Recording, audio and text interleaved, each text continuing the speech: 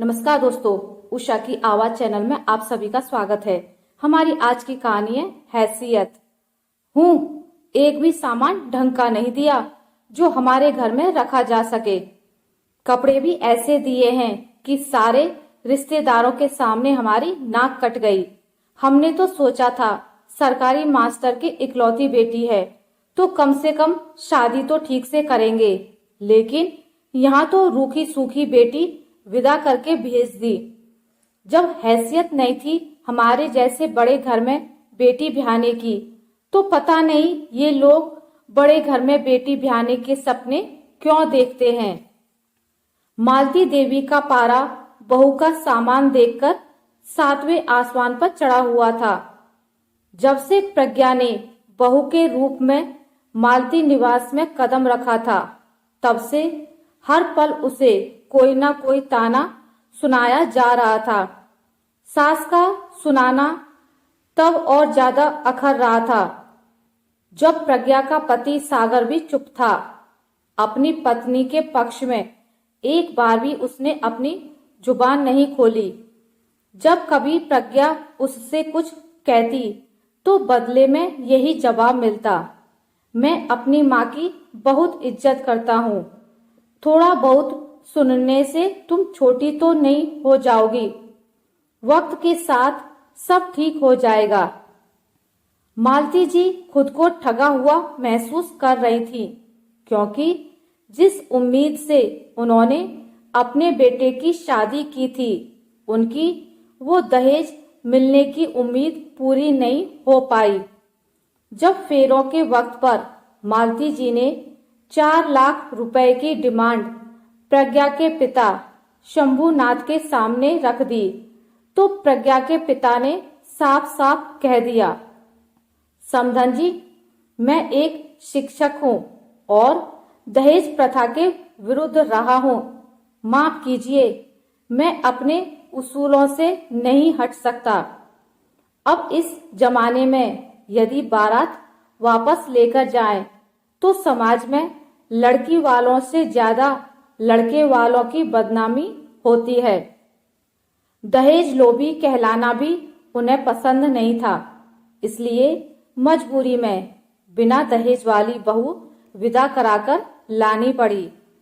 लेकिन इस सब का खामियाजा अब हर पल प्रज्ञा और उसके माता पिता का अपमान करके लिया जा रहा था।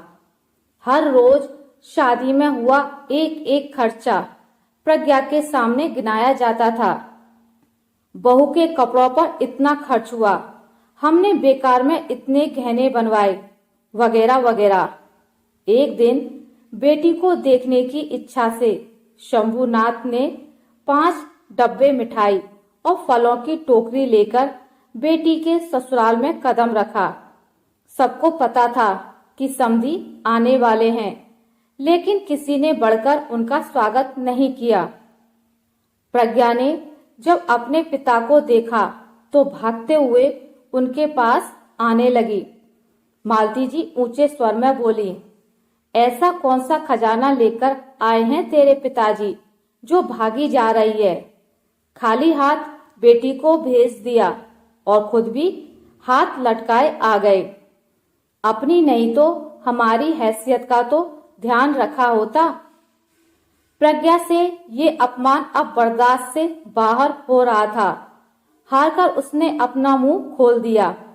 माँ जी, मेरे पिता की हैसियत की बात है तो सुनिए। मेरे पिताजी ने अपनी हैसियत से बढ़कर मुझे पढ़ाया लिखाया है, इस काबिल बनाया है कि भविष्य में जरूरत पड़ने पर मुझे किसी के सामने हाथ फैलाने की जरूरत नहीं पड़ेगी। मुझे तो लगता है हैसियत तो आपकी नहीं है बहू लाने की। जब बहू के खाने पहनने का खर्चा उठाने की आप लोगों की हैसियत नहीं थी, तो क्या जरूरत थी बेटा ब्याहने की।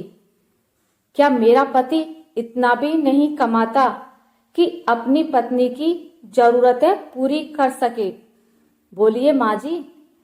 प्रज्ञा की बात सुनकर मालती जी की बोलती बंद हो गई थी। शंभूनाथ जी ने प्रज्ञा को चुप कराते हुए कहा, बिटिया, हमने तुम्हें संस्कार दिए हैं कि बड़ों का हमेशा मान रखना, लेकिन हक की बात जरूर बोलना। अब ये तुम्हारा परिवार है, इसलिए पूरे मन से अपना कर्तव्य निभाना। और हाँ समधन जी, मैंने अपनी सबसे बड़ी पूंजी प्रज्ञा के रूप में आपको सौंपी है। हाथ जोड़कर आपसे विनती है कि इसे दिल से स्वीकार करें। रही बात दहेज की, तो वो तो मैं ना कभी दूंगा और ना ही लूंगा। अब प्रज्ञा आपके घर की इज्जत है, इसलिए इसकी इज्जत रखना भी आपकी जिम्मेदारी है। हाथ जोड़कर शंभूनाथ जी ने विदा ली। उन्हें तसल्ली थी कि उनकी बेटी अपने हक के लिए आवाज उठाने में सक्षम है। मालती जी को भी समझ आ गया था कि अब उनका पाला किसी गाय से नहीं, शेरनी से पड़ा है।